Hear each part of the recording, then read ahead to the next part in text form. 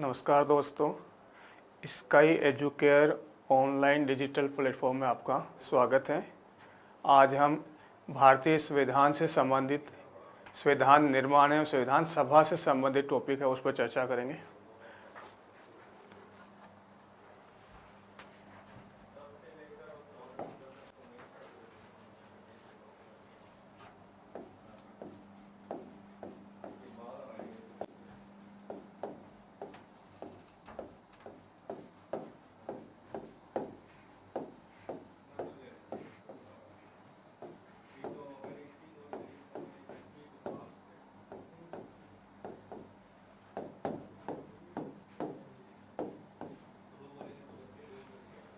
अपना जो बिंदु है वो है संविधान निर्माण और संविधान सभा।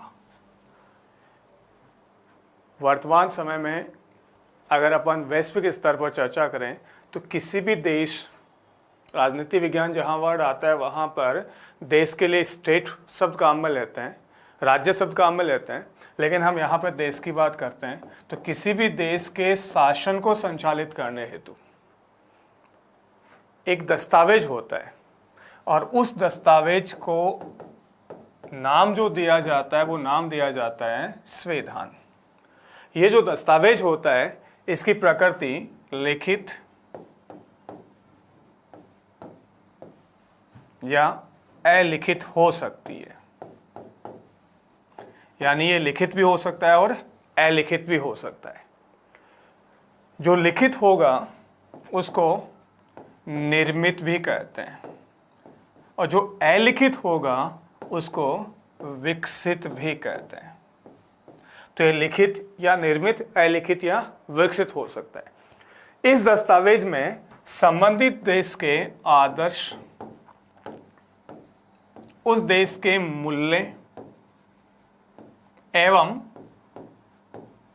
लक्ष्यों का उल्लेख होता है।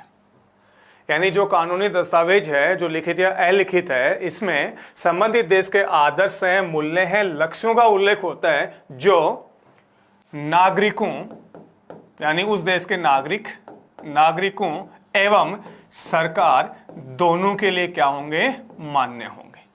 यहां पर अपन ये कहेंगे कि संविधान किसे कहते हैं। तो जहां संविधान शब्द आ रहा है तो प्रश्न ये बन रहा है कि किसी भी देश के शासन को संचालित करने हेतु लिखित या अलिखित कानूनी दस्तावेज को संविधान कहते हैं, जिसमें संबंधित देश के आदर्श हैं, मूल्य हैं और लक्ष्यों का उल्लेख होता है। और ये जो कानूनी दस्तावेज होता है वो संबंधित देश के नागरिकों के साथ में सरकार, इन दोनों को क्या है, मान्य है। फिर प्रश्न ये बन रहा है कि वैश्विक स्तर की जहां पर चर्चा करें तो प्रश्न ये बन रहा है कि विश्व का पहला देश, तो पहला देश अपन वर्तमान की बात न करके प्राचीन समय की बात करते हैं तो एथेंस जो यूनान में स्थित एक नगर राज्य था। सवाल यहाँ पे ये बन रहा है कि पहली बार लिखित संविधान का उल्लेख, तो पहली बार जब अपन लिखित संविधान के उल्लेख की बात करते हैं तो अपना आंसर आएगा एथेंस। लेकिन आधुनिक राष्ट्र राज्यों की अवधारणा के बाद में जब अपन इसको चर्चा में लेते हैं तो सवाल ये बनता है कि विश्व का पहला देश अमेरिका, जहां 1789 में लिखित एवं संघात्मक संविधान लागू हुआ। अब यहां पे जो अपना प्रश्न है वो ये है कि आधुनिक समय में कहें या फिर वैसे अपन कहें तो अमेरिका दुनिया का पहला राष्ट्र होगा जहां लिखित संविधान लागू हुआ, और ये लिखित संविधान लागू होता है 1789। तो लिखित संविधान की बात आई तो नाम आएगा अमेरिका, और प्राचीन समय में उल्लेख की बात आई तो नाम आएगा एथेंस। फिर जो नेक्स्ट प्रश्न बना वो ये बना कि वह कौन सा देश है जिसे अलिखित संविधान या विकसित संविधान वाला देश कहा जाता है। तो जहां पर अलिखित की बात अपन करते हैं तो यहां पे जो अपना आंसर आएगा वो आएगा कौन सा, इंग्लैंड। कि इंग्लैंड विश्व का ऐसा देश है जिसका संविधान निर्मित नहीं है, लिखित नहीं है, बल्कि कैसा है, अलिखित और विकसित है, तब नाम आएगा इंग्लैंड। तो इंग्लैंड का संविधान अलिखित है तो ये किस पर आधारित है, तो ये आधारित है अभिसमय, रीति रिवाजों,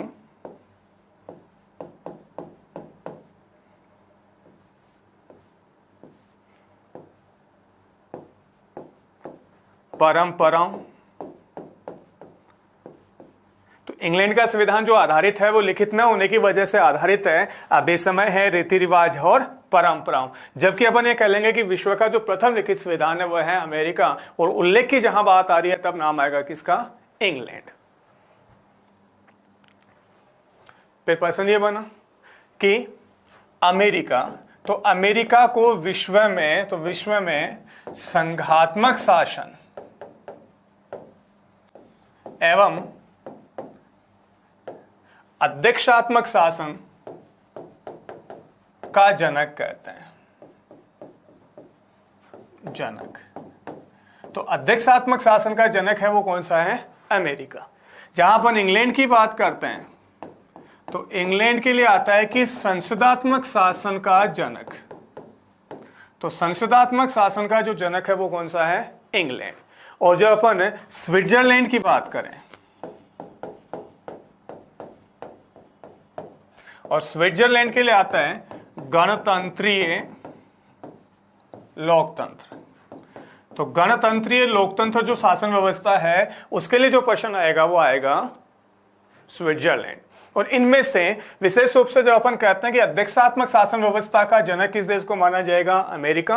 और संसदात्मक शासन व्यवस्था की बात करेंगे तब नाम आएगा किसका? इंग्लैंड। और भारत में शासन का जो स्वरूप है वो संसदात्मक है, जो हमने कहां से लिया है? इंग्लैंड से लिया है। फिर प्रश्न ये बन रहा है कि संविधान बनाना है तो इसके लिए किसकी आवश्यकता होगी? संविधान सभा की आवश्यकता होगी। और जब अपन संविधान सभा की बात करें तो यहाँ पे दो विद्वानों के नाम हमें याद रखने, जिनमें से पहला है कि इंग्लैंड के हेनरी मैन, ये प्रथम विचारक थे जिन्होंने वैचारिक आधार पर सर्वप्रथम संविधान सभा का उल्लेख किया था, तब नाम आएगा हेनरी मैन। और इसी को जब अपन भारत के संदर्भ में लेते हैं तब नाम आएगा M.N.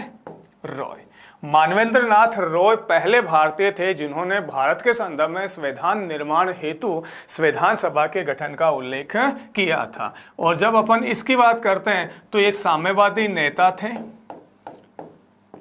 जिसके द्वारा ताशकंद नामक स्थान पर एक पार्टी का गठन किया, और उस पार्टी का नाम आता है कम्युनिस्ट पार्टी ऑफ इंडिया, या फिर कह लेंगे भाकपा,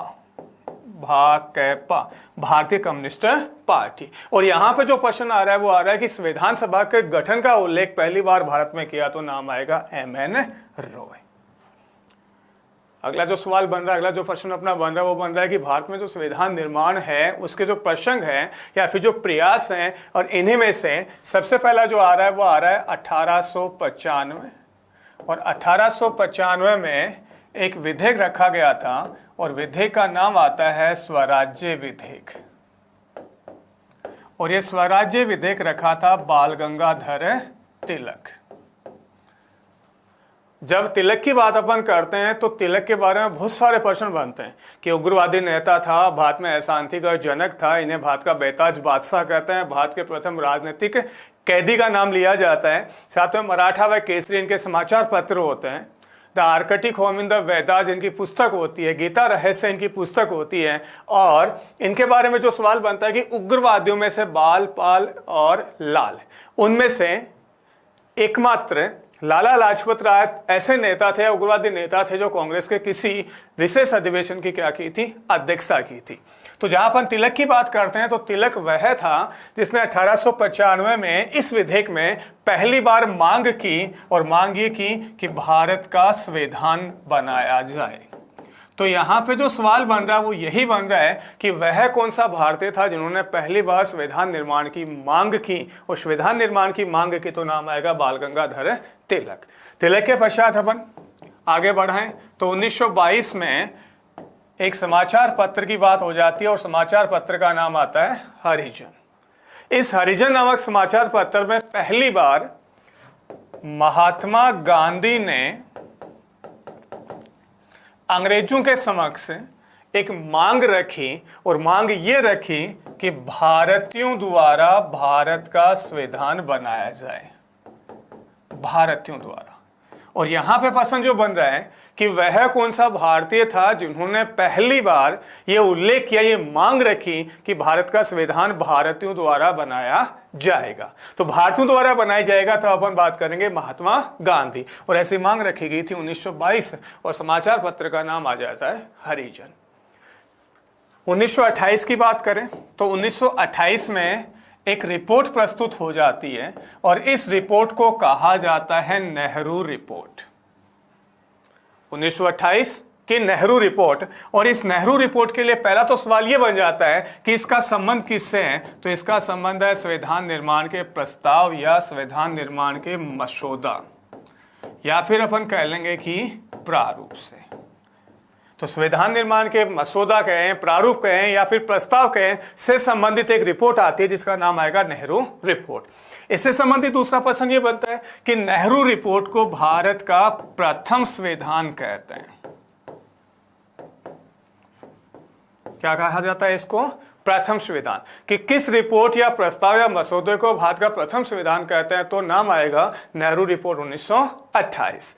नेहरू रिपोर्ट की बात करते हैं तो मोतीलाल नेहरू, और ये मोतीलाल नेहरू की अध्यक्षता में कांग्रेस द्वारा एक समिति का गठन किया गया जिसको नेहरू समिति कहें, और नेहरू समिति ने जो रिपोर्ट प्रस्तुत की थी 1928 में उसको कहा गया नेहरू रिपोर्ट। तो यहां पर यह प्रश्न महत्वपूर्ण बन जाता है कि वह प्रस्ताव या मसौदा जिसको देश का पहला संविधान कहा गया तो नेहरू रिपोर्ट 1928। दूसरा यहां से जो सवाल बनता है वो ये बनता है कि नेहरू रिपोर्ट 1928 का संबंध किससे था, तो इसका जो संबंध था वो था प्रस्ताव से या फिर मसौदा से। अगला जो सवाल बना वो बना 1934। 1934 हमने थोड़ी देर पहले नाम लिया था हेनरी मैन के साथ में कि एम.एन. रॉय पहले भारतीय थे जिन्होंने संविधान निर्माण हेतु संविधान सभा और संविधान निर्माण हेतु संविधान सभा के गठन की मांग अगर पहली बार किसी ने भारतीय ने की तो उसका नाम आएगा एम.एन. रॉय। एम.एन. रॉय के पश्चात 1934 के पश्चात 1936 और 36 की बात करते हैं तो एक पार्टी आ जाती है जिसको कहा जाता है स्वराज्य पार्टी या कांग्रेस खिलाफत स्वराज्य पार्टी या स्वराज्य दल, जिसकी स्थापना 1923 में सी.आर. दास व मोतीलाल नेहरू द्वारा की गई थी। और यह स्वराज्य पार्टी वह पार्टी थी जिसने पहली बार 1936 में यह मांग की 1934 में ये मांग की कि संविधान सभा का गठन किया जाए। इसी मांग को 1936 के कांग्रेस के लखनऊ अधिवेशन जिसकी अध्यक्षता जवाहरलाल नेहरू ने की थी, इस मांग के प्रस्ताव को स्वीकार कर लिया गया। कौन सी मांग थी? कि संविधान सभा का गठन, और इस गठन की मांग जो थी इसको 1936 में कांग्रेस के लखनऊ अधिवेशन में क्या कर लिया गया? स्वीकार कर लिया गया। 1938 में पंडित जे.एल. नेहरू ने पहली बार संविधान सभा का गठन वयस्क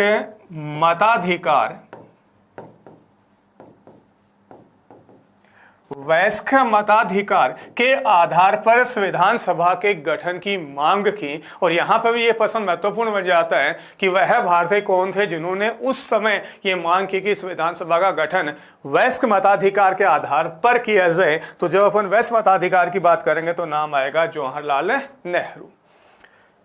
इनमें से जो सबसे महत्वपूर्ण प्रश्न यहां बन रहा है तो एक तो अपन कहेंगे कि तिलक वाला बन रहा है जो ये कहता है कि स्वराज्य विधेयक और पहली बार संविधान निर्माण। फिर बन रहा है कि नेहरू रिपोर्ट 1928 का संबंध किससे है। उसके बाद अपन कहते हैं कि एमएन रॉय पहला भारतीय जिन्होंने संविधान सभा के गठन की मांग की। और अंत में यह प्रश्न बन रहा है कि वह कौन है जिन्होंने वयस्क मताधिकार के आधार पर संविधान सभा के गठन की मांग की। तब नाम आएगा जवाहरलाल नेहरू। आगे की बात करते हैं। 1940 और 1940 में आता है अगस्त प्रस्ताव। और अगस्त प्रस्ताव वह प्रस्ताव था जिसमें अंग्रेजों ने पहली बार यह स्वीकार किया कि भारत का संविधान भारतीयों द्वारा बनाया जाएगा। भारत का संविधान भारतीयों द्वारा बनाया जाएगा, इसकी पहली बार जो स्वीकारोक्ति होती है, पहली बार जो स्वीकार किया जाता है वो किया जाता है 1940 के अगस्त प्रस्ताव, जो तत्कालीन गवर्नर जनरल लॉर्ड लिन लिथगो द्वारा प्रस्तुत किया गया था। नेक्स्ट जो अपना सवाल बन रहा है वो बन रहा है 1942 और 1942 में आता है क्रिप्स मिशन। क्रिप्स मिशन वह था जो द्वितीय विश्व युद्ध के दौरान स्ट्रैफर्ड क्रिप्स की अध्यक्षता में युद्धकालीन मंत्रिमंडल के प्रस्ताव के संदर्भ में भेजा गया एक मिशन था।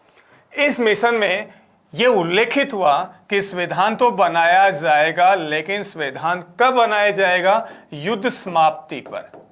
कौन से युद्ध की बात आ रही है? द्वितीय विश्व युद्ध की समाप्ति पर। इसका मतलब हम अपने ये कह सकते हैं कि ये निर्धारित नहीं था कि संविधान कब बनेगा और उसका प्रारूप क्या होगा। तो यहां फिर भी प्रश्न बन रहा है कि वह कौन सा मिशन या प्रस्ताव था जिसमें अंग्रेजों ने यह स्वीकार किया कि युद्ध समाप्ति के बाद में, तब अपन कहेंगे क्रिप्स मिशन 1942। उसके बाद में 1946 में ब्रिटिश मंत्रिमंडल द्वारा या ब्रिटिश सरकार द्वारा एक मिशन भारत भेजा। इस मिशन को कहा गया कैबिनेट मिशन, या इसको हिंदी में अपन कह लेंगे मंत्रिमंडलीय समिति। और ये जो मंत्रिमंडलीय समिति थी 1946 में गठित, ये वास्तविक अर्थों में अपन कहेंगे कि संविधान सभा के गठन से जुड़ा हुआ है।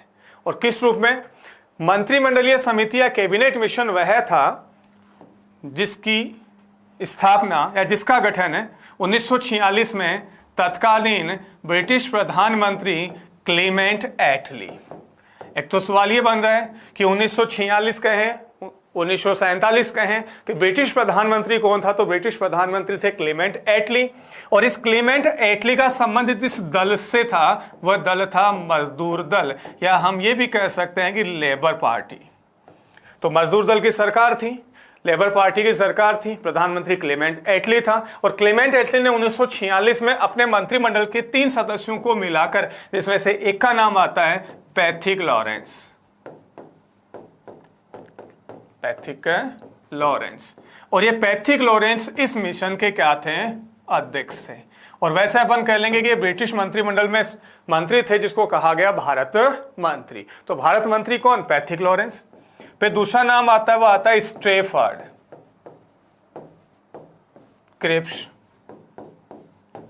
और स्ट्रैफर्ड क्रिप्स ब्रिटिश मंत्री परिषद का एक सदस्य था जो व्यापार मंत्री था। तीसरा जो नाम आ रहा है वो आ रहा है एवी अलेक्जेंडर। ये नौसेना मंत्री थे,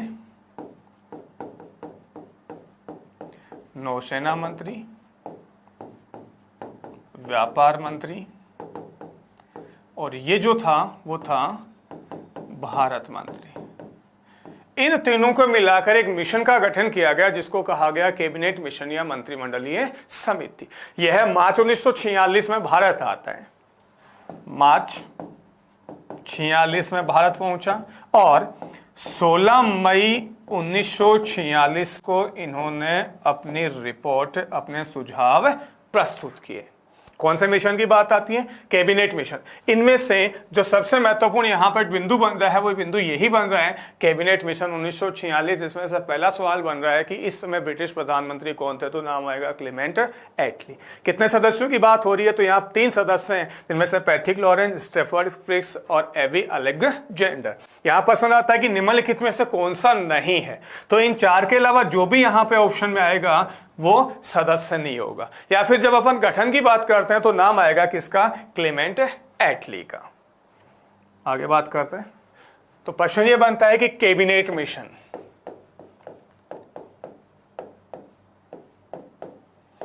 कैबिनेट मिशन 1946, और यहां से संविधान सभा के वास्तविक प्रश्न प्रारंभ हो जाते हैं, जिनमें से कैबिनेट मिशन वह था जिसके अंतर्गत संविधान सभा का गठन किया गया। तो प्रश्न जो बनता है वो ये बनता है कि संविधान सभा का गठन किस योजना के अंतर्गत किया गया, तो वह योजना आ जाती है कैबिनेट मिशन योजना 1946। संविधान सभा का गठन किया गया जिसकी सदस्य संख्या रखी गई, तो कितनी रखी गई? 389। प्रश्न बनता है कि मूलतः संविधान सभा की सदस्य संख्या, तो मूलतः संविधान सभा की सदस्य संख्या 389, जिसमें निम्न 3 प्रकार के सदस्य थे। एक, ब्रिटिश प्रांतों से, ब्रिटिश प्रांतों से सदस्यों की संख्या थी 296, ये सदस्य थे। एक अपन कह लेंगे दूसरा, तो नाम आ जाता है चीफ कमिश्नर, चीफ कमिश्नर क्षेत्रों से, और चीफ कमिश्नर क्षेत्रों से संख्या थी 4।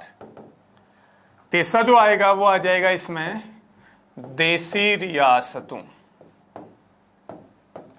और जब देसी रियासतों की बात करें तो यहां पे सदस्य थे कितने? 93। कुल मिला के सदस्यों की संख्या 389। अब सवाल जो बन रहा है वो ये बन रहा है कि 389 में से कितने ऐसे सदस्य थे जो निर्वाचित थे, तो निर्वाचित सदस्यों की संख्या, तो निर्वाचित सदस्य थे 296। 292 वो जो ब्रिटिश प्रांतों से थे, और 4 वो जो चीफ कमिश्नर क्षेत्रों से थे। और मनोनीत सदस्यों की जहां अपन बात करते हैं तो मनोनीत सदस्य थे कितने? 93। कुल मिला के ये कह लिया जाएगा कि कैबिनेट मिशन योजना के अंतर्गत जिस संविधान सभा का गठन किया जिसकी सदस्य संख्या 389 थी, उनमें से 93 सदस्य वो थे जो मनोनीत थे और 296 सदस्य वो थे जो निर्वाचित थे। इन 292 जो सदस्य थे जिनका संबंध किससे बनेगा? ब्रिटिश प्रांतों से बनेगा। तो जो 292 जो सदस्य थे इनके लिए जुलाई अगस्त 1947, तो जुलाई अगस्त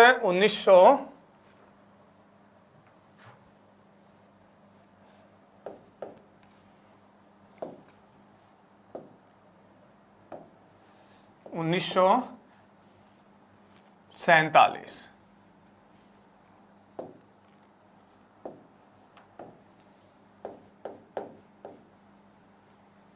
जुलाई अगस्त 1946, सॉरी,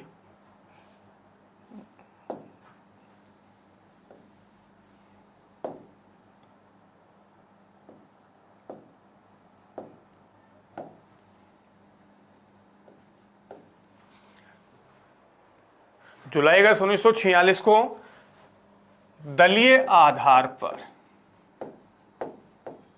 किस आधार पर? दलीय आधार पर चुनाव हुआ। तो सबसे पहला सवाल जो यहां बना वो ये बना कि जुलाई अगस्त 1946 को दलीय आधार पर चुनाव हुआ। 10 लाख की जनसंख्या पर एक सीट रखी गई, 10 लाख की जनसंख्या पर एक सीट रखी गई। इस सीट को वर्ग के आधार पर 3 क्षेत्रों में बांट दिया गया। एक, सामान्य, यहां से किसी भी संप्रदाय या वर्ग विशेष का व्यक्ति चुनाव लड़ सकता था। दूसरा, मुस्लिम, और जब अपन मुस्लिम की बात करते हैं तो ये आरक्षित सीटें थी। और तीसरा जो आ जाएगा वो आ जाएगा कौन सा? सिख। और सिख संप्रदाय से संबंधित जो आरक्षित सीटें थी वो मात्र और मात्र कहां से थी? पंजाब से थी। तो 292 सदस्यों के लिए निर्वाचन की बात हुई। अब ये प्रश्न बन रहा है कि जो निर्वाचन हुआ वो किस आधार पर हुआ, तो निर्वाचन होता है अप्रत्यक्ष। इसका मतलब ये होता है कि इसमें जनता भाग नहीं लेगी। पद्धति जो अपनाई गई वो अपनाई गई आनुपातिक, आनुपातिक में एकल संक्रमणीय मत प्रणाली। इसका मतलब यह बनता है कि गुप्त मतदान अपनाया नहीं गया, वैश्य मताधिकार को अपनाया नहीं गया, बल्कि जो अपनाया गया वो अप्रत्यक्ष आनुपातिक। तो अप्रत्यक्ष आनुपातिक एकल संक्रमणीय मत प्रणाली के आधार पर जुलाई अगस्त 1946 में दलीय आधार पर चुनाव होता है। तो एक तो यहाँ पे प्रश्न बन रहा है कि राजनीतिक दलों ने अपने उम्मीदवार खड़े किए। एक आ जाता है कि इसमें वर्ग बांटे गए, सामान्य, मुस्लिम और सिख। 10 लाख में सीट रखी गई, कितनी, एक। जनता भाग नहीं ले रही। अब जनता भाग नहीं ले रही, इसका मतलब कैसा हुआ, अप्रत्यक्ष। साधारण बहुमत के स्थान पर आनुपातिक एकल संक्रमणीय। और प्रश्न फिर भी यह बना कि इसमें सीमित मतदान को अपनाया गया, सार्वभौमिक वैश्य मताधिकार के आधार पर सीमित मतदान। और जहां अपन सीमित मतदान की बात करते हैं तो सवाल यह बन जाता है कि किनको वोट डालने का अधिकार दिया, तो या तो वो शिक्षित हो, या फिर वो गवर्नमेंट को कर देता हो, टैक्स देता हो, या फिर उसके पास में क्या हो, संपत्ति थी। इन 3 आधार पर मताधिकार निर्धारित हुआ। इसका मतलब यह बनता है कि यहां पर जो जवाहरलाल नेहरू ने मांग की थी वैश्य मताधिकार, तो वैश्य मताधिकार की मांग को, वैश्य मताधिकार की मांग को अस्वीकार कर लिया गया। अस्वीकार कि वैश्य मताधिकार की मांग को स्वीकार नहीं किया गया। फिर जो प्रश्न बन रहा है वो ये बन रहा है कि 292 सदस्यों ने के लिए चुनाव होना था, जनता भाग नहीं ले रही, तो वोट किन्होंने डाले। तो ये 292 सदस्य हैं किनके लिए, ये हैं ब्रिटिश प्रांतों के। और ब्रिटिश प्रांतों में उस दौरान थी विधान मंडल, और इन विधान मंडलों के जो सदस्य थे, इन सदस्यों के द्वारा इनका क्या किया गया, निर्वाचन। तो निर्वाचन में जो वोट डाले गए वो इनके द्वारा, यानी विधान मंडलों के सदस्यों द्वारा डाले गए, अतः कहा गया अप्रत्यक्ष। फिर जो सवाल बन रहा है कि इन 292 में से कांग्रेस पार्टी को कितनी सीटें मिली। तो जहां अपन कांग्रेस की बात करते हैं तो इनकी सीटों की संख्या 208। फिर आरक्षित और साथ में मुस्लिम लीग, और मुस्लिम लीग की जहां अपन बात करते हैं तो लीग को सीटें प्राप्त हुई 73। और यहां पर यह कहा जाना है कि कुछ सीटें बच गई, वो शेष या अन्य से संबंधित आ जाती हैं, और शेष या अन्य से संबंधित ये सीटें आ जाती हैं कितनी, 11। कुल मिला के अपन कर लेंगे कि 292। अब देखिएगा थोड़ा सा यहां पर कि जब हम इनकी तुलना करते हैं कि 208 और 73 की तुलना करते हैं, और साथ में यह भी आता है कि इनके लिए आरक्षण भी था, फिर भी मुस्लिम लीग की स्थिति इस विधानसभा में कमजोर हुई। अतः लीग ने कहा कि हम मुस्लिम लीग की कार्यवाही का क्या करते हैं, बहिष्कार करते हैं, हम विधानसभा की कार्यवाही में भाग नहीं लेंगे। और अंततः दबाव के आधार पर अंततः 26 अक्टूबर 1947 को लीग विधानसभा में क्या होती है, शामिल होती है। लेकिन मूलतः इस विधानसभा में शामिल नहीं हुई। फिर जो अगला अपना बिंदु बन रहा है वो बन रहा है चीफ कमिश्नर, जिसको हम वर्तमान में केंद्र शासित प्रदेश कह सकते हैं।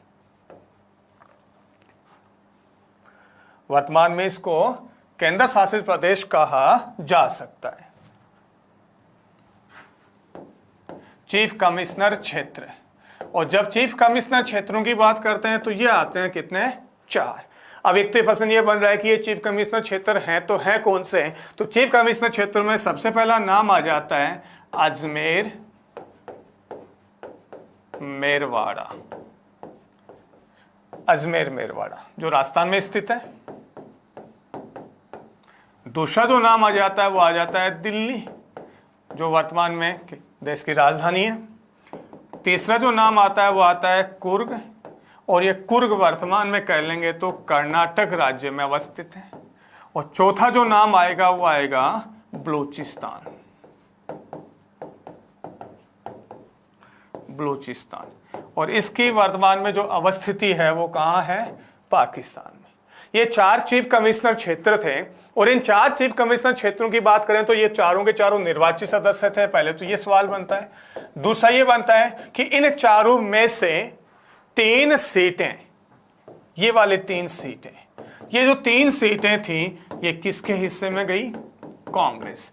तो जैसे ये कांग्रेस के हिस्से में जा जाती हैं तो उनकी संख्या 208 और 3 बढ़कर 211 हो जाती है। और ये तो 211 हुई, ये कितने में से होती है? 296 में से। जो एक सीट बचती है बलूचिस्तान वाली, ये किसके हिस्से में चली जाती है? मुस्लिम लीग। तो यहां ये कह लेंगे कि चीफ कमिश्नर जो क्षेत्र थे 4, इन 4 जो क्षेत्र थे इनमें से 3 सीटें कांग्रेस के हिस्से में और 1 सीट मुस्लिम लीग, जिनमें से ये वाला संबंध जो आता है वो कहां से आएगा? राजस्थान से, अजमेर मेरवाड़ा।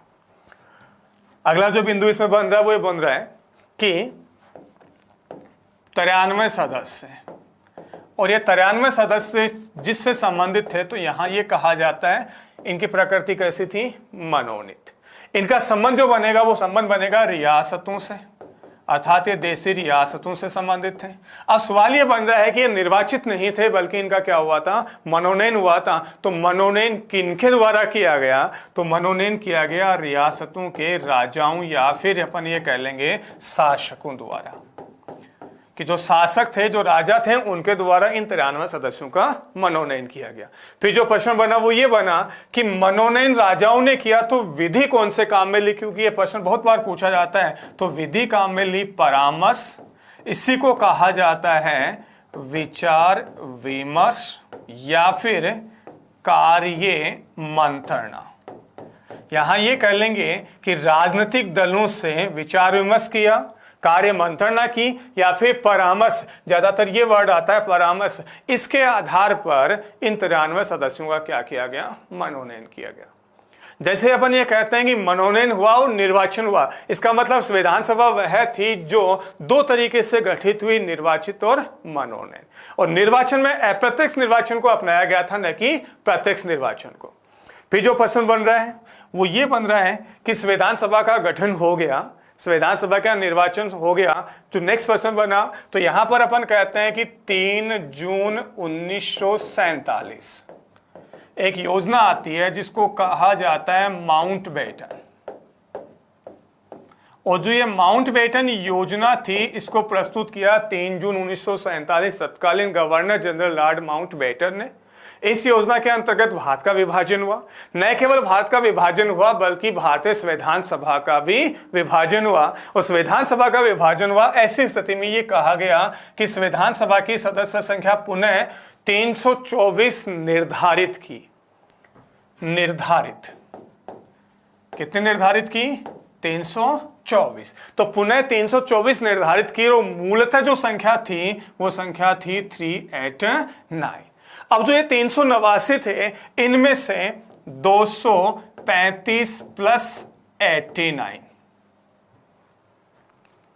235 प्लस 89, 235 प्रांतों से, और जो ये 89 थे ये किन से थे? रियासतों से।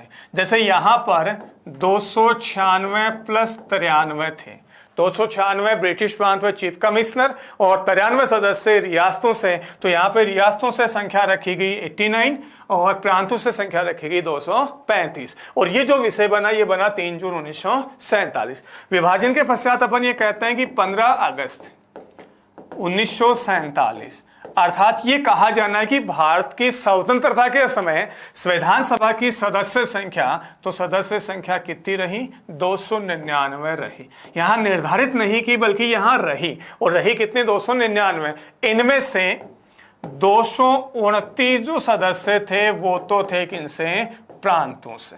यहां प्रांतों से 235 थे, मूलतः प्रांतों से 296 थे। यहां 229 और जो 70 सदस्य थे ये 70 सदस्य रहे तो रहे किनसे? रियासतों से। और कुल संख्या रह जाती है 299। फिर प्रश्न बन रहा है कि 15 अगस्त 1947 अर्थात भारत की स्वतंत्रता या फिर कहें माउंटबेटन योजना के पश्चात संविधान सभा की जो प्रथम बैठक थी वो बैठक होती है 31 अक्टूबर 1947। ये जो 31 अक्टूबर 1947 का जो प्रश्न बन रहा है, क्वेश्चन बन रहा है, वो ये बन रहा है कि भारत की स्वतंत्रता या माउंटबेटन योजना के पश्चात बात विभाजन के पश्चात संविधान सभा की प्रथम बैठक, और इस प्रथम बैठक की जब अपन बात करते हैं तो इसमें सदस्यों की संख्या 299 में से वही 229 और 70। अंतिम और लास्ट की बात करते हैं तो संविधान सभा की अंतिम जो बैठक होती है वो होती है 24 जनवरी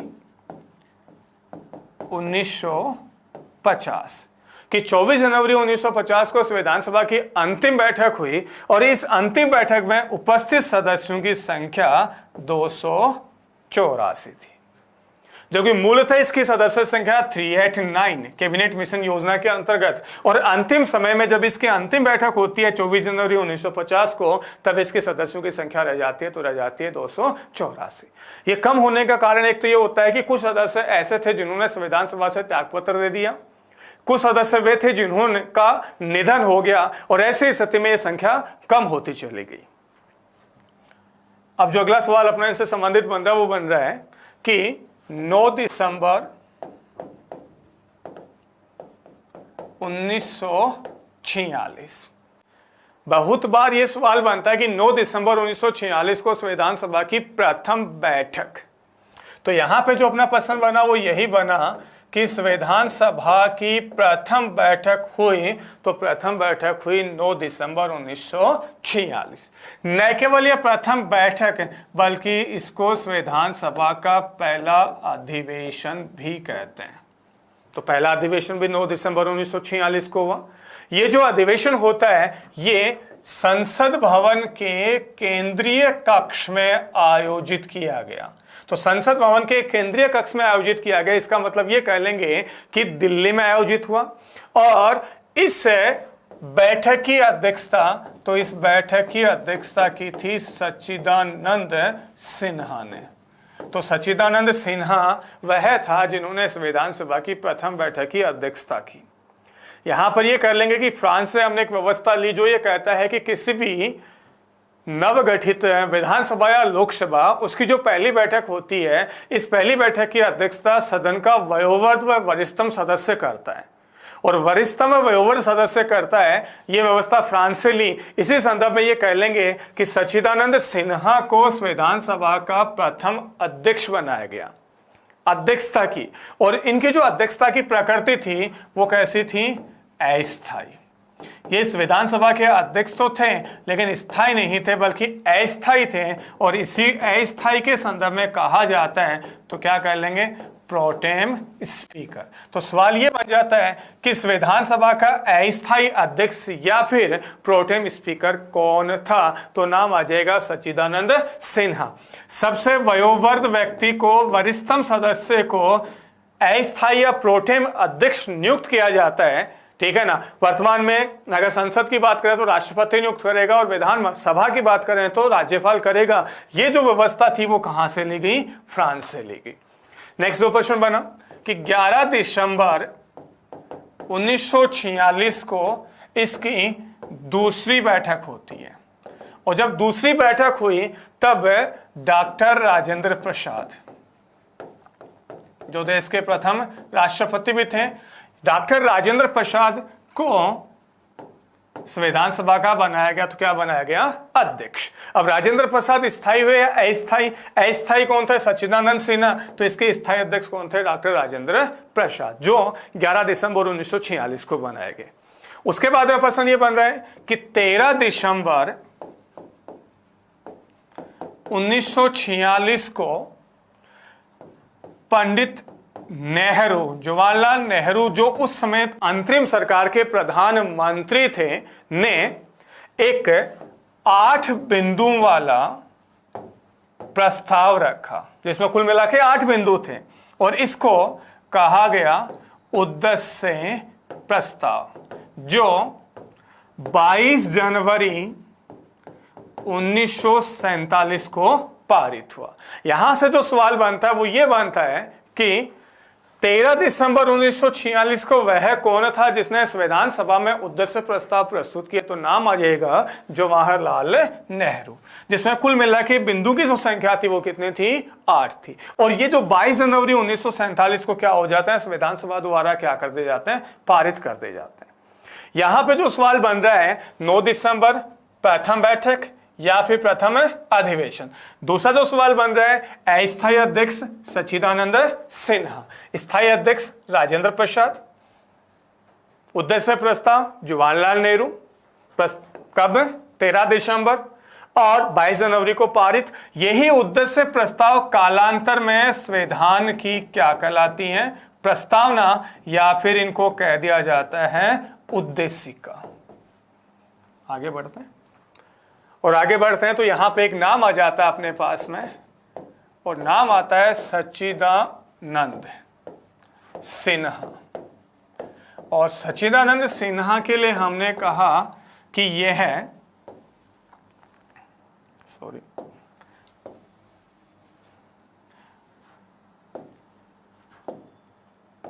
यह है अस्थायी अध्यक्ष। राजेंद्र प्रसाद, तो राजेंद्र प्रसाद स्थायी अध्यक्ष, राजेंद्र प्रसाद स्थायी अध्यक्ष। एच.सी. मुखर्जी संविधान सभा के प्रथम उपाध्यक्ष।